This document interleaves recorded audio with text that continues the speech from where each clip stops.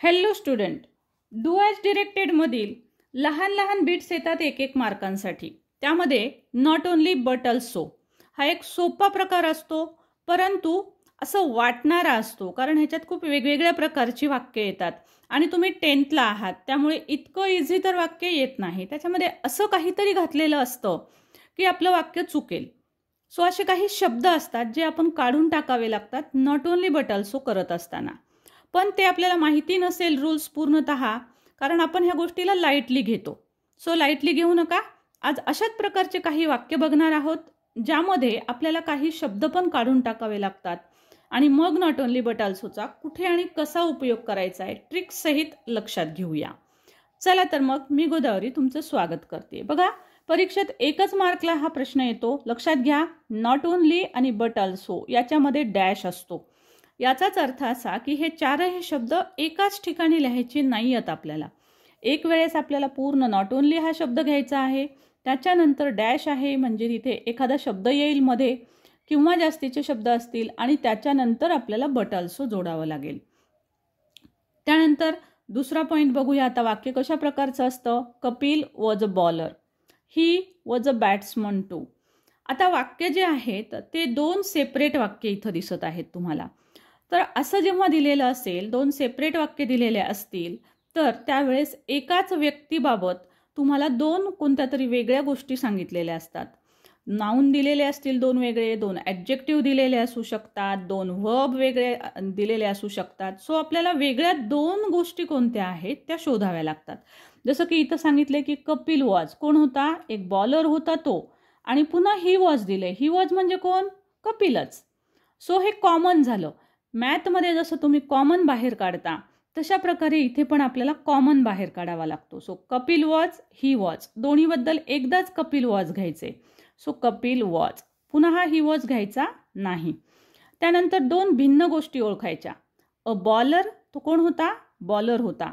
त्याचप्रकारे तो बॅट्समन सुद्धा होता. आता टू, TOO हा शब्द आलेला आहे. टू, बोथ यासारखे शब्द जर आले तर नॉट ओन्ली मधनं ते आपल्याला काढून टाकावे लागतात, कारण not only but also, too, both हे सारख्याच अर्थाचे शब्द आहेत. त्यामुळे जर हा टू आला असेल तर तो काढून टाकायचा आहे. हे बिलकुल लक्षात ठेवा, पाठ करा. सो बघा, मग वाक्य काय केलं. सुरुवातीला नाऊन घ्यायचं आहे, वर्ब घ्यायचा आहे. ओके, कपिल वॉज, जो पहिली भिन्न गोष्ट आहे, पहिला नाऊन आहे, हे दोन नाऊन आहेत. ह्या पहिल्या नाऊन पूर्वी नॉट ओन्ली घ्यायचं आहे. मी बाण दाखवलेला आहे, इथं नॉट ओन्ली घ्यायचं. Kapil was not only a bowler. याच्यानंतर आपल्याला हे तर घ्यायचंच नाही, इथे घ्यायचं but also, but also a batsman. Clear.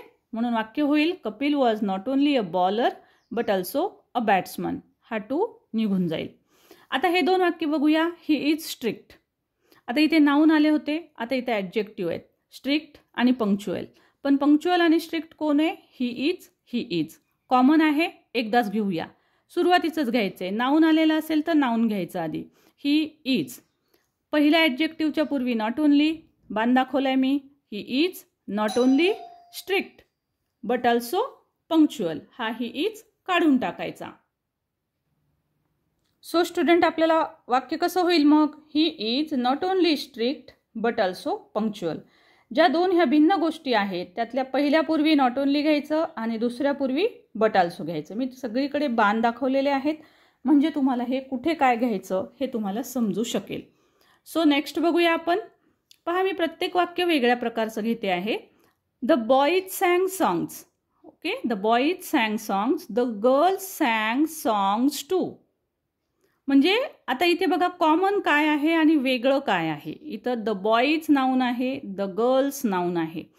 सँग सॉंग्स सारखेच शब्द आहेत, सँग सॉंग्स सारखेच शब्द आहेत.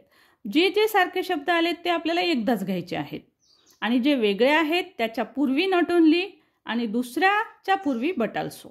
सो आता इथं द बॉईज आणि द गर्ल्स दोन भिन्न गोष्टी आहेत.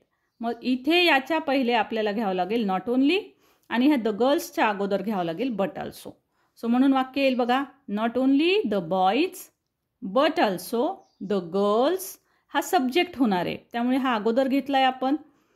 त्यानंतर आपल्याला हे सँग सॉंग, सँग हे व्हर्ब आहे, सॉंग हे ऑब्जेक्ट आहे इथे. सो आपण हे नंतर घेणार आहोत. Not only the boys but also the girls sang songs. Sang songs same आहे म्हणून आपण एकदाच लिहिलेलं आहे. Next, she was both ugly and cruel. Ugly and cruel बघा, पण बोथ शब्द आलेला आहे. बोथ म्हणजे दोन्ही पण, आणि नॉट ओनली बट ऑल्सोचा अर्थ असतो फक्त हेच नाही तर तेही. याचाही अर्थ बोथ सारखाच, त्यामुळे बोथ काढून टाकावं लागतं. सो आता इथं दोन भिन्न गोष्टी सांगितल्यात, अगली आणि क्रुएल. अँड शब्द जर आलेला असेल तर नॉट ओनली बट ऑल्सो करणं फार सोपं असतं. जर अँड दोन गोष्टींसाठी एकत्र जोडलेलं असेल तेव्हा. आता इथे बघू आपण, बोथ तर काढून टाकायचं आहे. मग काय होईल, याच्या पूर्वी नॉट ओनली घ्या, अँडच्या जागी बट ऑल्सो घ्यायचं. अँड सुद्धा आपल्याला काढून टाकावा लागतो. सो सी वॉज, बोथ काढून टाका, not only ugly but also cruel.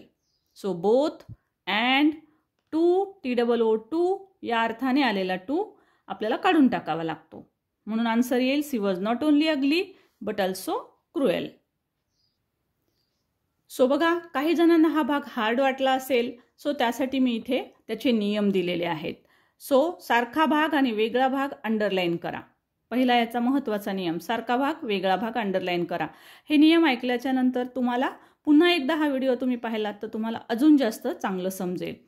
पहिल्या वेगळ्या भागापूर्वी नॉट ओनली घ्या आणि दुसऱ्या वेगळ्या भागापूर्वी बट ऑल्सो घ्या. टू, ॲज वेल ॲज किंवा फक्त ॲज वेल, अँड, बोथ यासारखे शब्द आल्यास ते काढून टाका. ओके.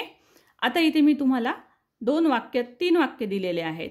सो तुम्हाला जर हा भाग समजला असेल तर ह्या 3 वाक्यांचे मला आन्सर कमेंट बॉक्समध्ये जरूर लिहून पाठवा.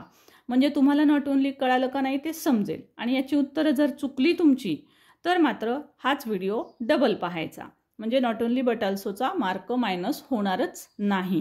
व्हिडिओ कसा वाटला मला जरूर लिहून पाठवा. Thank you so much for watching. नवीन असाल तर चॅनल सबस्क्राईब जरूर करा. व्हिडिओ आवडल्यास लाईक करायला विसरू नका. Thank you so much.